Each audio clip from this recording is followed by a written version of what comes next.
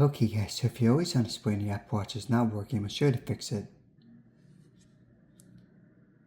So this is pretty simple. First, go into your settings. So step 1, press on display and brightness. First, just go to always on, make sure this is turned on. If it is on, you're going to toggle it off and then on. So for me, it's still not working. So the next step, what you want to do is you want to press the side button. Scroll down. So make sure at this option, the mask option is turned off. So this is data mode disabled, so always on display. You also have to make sure that low power mode is turned off. Press the battery percent. So once again, just turn it off because this disables, so you always on a safe battery. Alright, so if none of this works, go into your settings.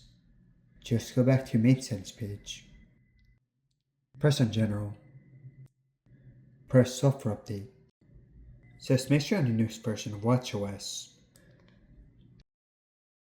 What you can also do is a force restart, so hold both the crown and the side button.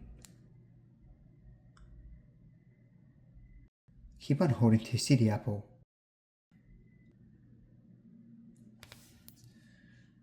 One more thing, is going to show you an example of the always on. Yep, there you go, the always on. Okay guys, thanks for watching.